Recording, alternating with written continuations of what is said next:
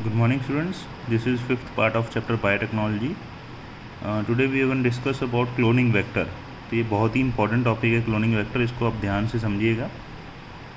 You know that plasmid and bacteriophages have the ability to replicate within bacterial cell independent of the control of chromosomal DNA.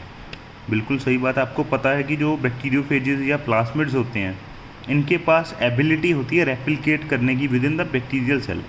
Bacterial cell के अंदर ही ये replicate करते हैं independently, independent of chromosomal DNA. अब पहले इस बात को समझिए आप. जो एक बैक्टीरिया होता है, एक बैक्टीरिया, उसके अंदर एक तो क्रोमोसोमल डीएनए होता है, एक उसके अलावा अलग से छोटा सा राउंड सर्कुलर ये होता है प्लाज्मिड डीएनए. प्लाज्मिड भी बोल देते हैं या बैक्टीरियोफेज भी बोल देते हैं. ठीक है, एक बैक्टीरिया है, देखिए उसके अंदर एक तो क्रोमोसोमल डीएनए हो गया, दूसरा कौन सा हो गया, उसके अंदर हो गया एक प्लाज्मिड हो गया. ओके, ये भी एक तरह का डीएनए ही होता है, सेल्फ रेप्लिकेटिंग होता है. Bacteriophage because of their high number per cell have very high copy numbers of their genome within the bacterial cell. जो बैक्टीरियोफेजेज होते हैं इसके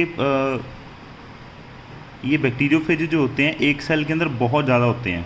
जो एक नॉर्मल सेल होता है उसके अंदर बैक्टीरिया वगैरह का जो सेल होता है उसके अंदर बैक्टीरियोफेजेस बहुत ज़्यादा होते हैं. ओके, इसलिए वो बहुत ज़्यादा हाई नंबर ऑफ कॉपीज़ भी बनाते हैं. सम प्लाज्मिड में हैव ओनली 1 और 2 कॉपीज़ पर सेल. अब जो प्लाज्मिड होते हैं इनकी 1 या 2 कॉपी ही होती हैं पर सेल, वेयर अदर में है 15 to 100 कॉपीज़ पर सेल. और कुछ हो सकता है 15 से 100 कॉपी भी हो सकती है पर सेल प्लाज्मिड की. लेकिन नॉर्मली जो प्लाज्मिड होते हैं उनसे उनकी 1 या 2 कॉपीज़ होती हैं एक सेल के अंदर. Their number can go even higher, number और भी ज़्यादा हो सकता है. If we are able to link an alien piece of DNA with bacteriophage और plasmid DNA we can multiply its number equal to the copy number of the plasmid और bacteriophage. सही बात है.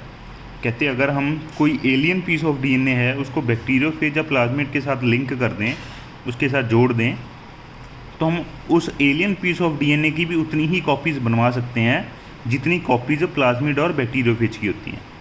ठीक है, तो इसको ध्यान से समझना आप.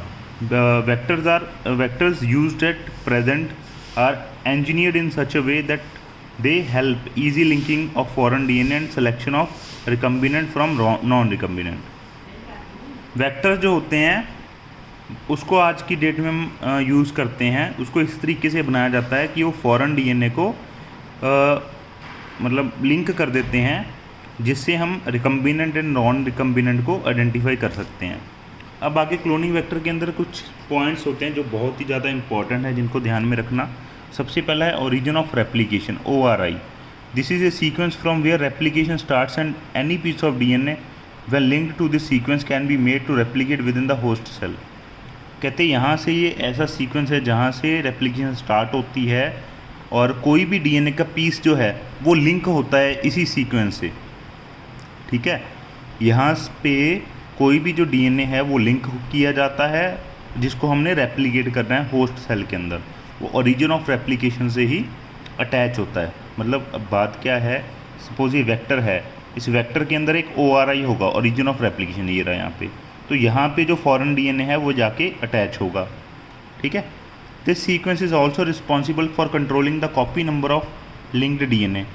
यही सीक्वेंस क्या करता है, जो हमने डीएनए लिंक किया है उसकी कितनी कॉपीज़ बननी है उस चीज़ को भी कंट्रोल करता है. So if someone want to recover many copies of the target DNA it should be cloned in a vector whose origin support high copy number. बिल्कुल सही बात है.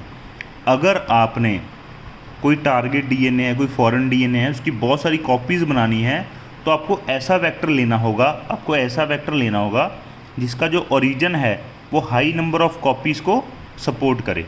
बिल्कुल सही बात है ये. अगर आपके पास एक फॉरेन डीएनए आपने उसको मल्टीप्लाई करवाना है, ठीक है, तो आप ऐसे वेक्टर के साथ लिंक करोगे जिसके ORI के पास हाई नंबर ऑफ कॉपीज़ हों. आगे selectable marker. In addition to ORI the vector require a selectable marker which help in identifying and eliminating non transformants and selectively permitting the growth of the transformants. बिल्कुल. अब selectable marker ये कुछ ऐसी चीज़ें होती हैं जो क्या करती हैं, जो वेक्टर के लिए बहुत ज़्यादा ज़रूरी होती हैं. कोई भी वेक्टर है, जैसे ये वेक्टर है, इसको क्या चाहिए, सिलेक्टेबल मार्कर चाहिए. सिलेक्टेबल मार्कर क्या करेगा, नॉन ट्रांसफॉर्मेंट एंड ट्रांसफॉर्मेंट्स उनको आइडेंटिफाई करेगा और जो नॉन ट्रांसफॉर्मेंट है उनको एलिमिनेट कर देगा। मतलब जिसके अंदर फॉरेन डीएनए नहीं ऐड हुआ, सिलेक्टेबल मार्कर उसको रिमूव कर देगा। जिसके अंदर फॉरेन डीएनए ऐड किया है हमने, जिसको मल्टीप्लाई कराना है, सिर्फ वही मल्टीप्लाई करेगा। तो यहाँ पे लिखा भी है, transformation is a procedure through which a piece of DNA is introduce into a host bacterium. Transformation एक ऐसी प्रोसेस है जिसके अंदर हम कोई पीस ऑफ डीएनए है उसको होस्ट बैक्टीरियम के अंदर डालते हैं। ओके, कोई भी हमारे पास होस्ट मतलब एक बैक्टीरिया है, यहाँ पे दूसरा बैक्टीरिया है, इस बैक्टीरिया का एक डीएनए का पीस हमने इसमें डालना है। ओके, तो उस प्रोसेस को हम क्या बोलते हैं, ट्रांसफॉर्मेशन। ठीक है, जिसमें एक डीएनए का पीस जो है हम होस्ट में डालते हैं। ये वाला होस्ट हो गया, इसका डीएनए नीचे वाले में मान लो सपोज हमने बैक्टीरिया में डालना है, तो वो प्रोसेस को हम बोलेंगे transformation. Normally the genes encoding resistant to antibiotics such as ampicillin, chloramphenicol, tetracycline और कानामाइसिन।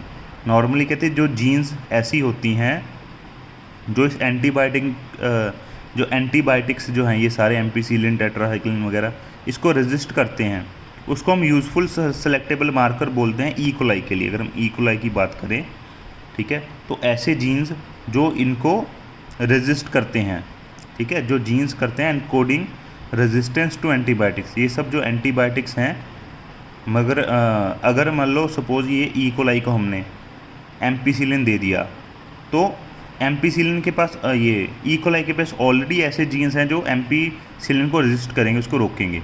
उन सब को हम सेलेक्टेबल मार्कर की फॉर्म में यूज़ करते हैं। The normal E coli cell do not carry resistance against any of these antibiotics. बिल्कुल, जो नॉर्मल ई कोलाई सेल होते हैं उनके पास कोई भी ऐसी रेजिस्टेंस नहीं होती इन एंटीबायोटिक्स के अगेंस्ट। अब मान लीजिए नॉर्मल ई कोलाई है, इसको हमने एंटीबायोटिक दे दिया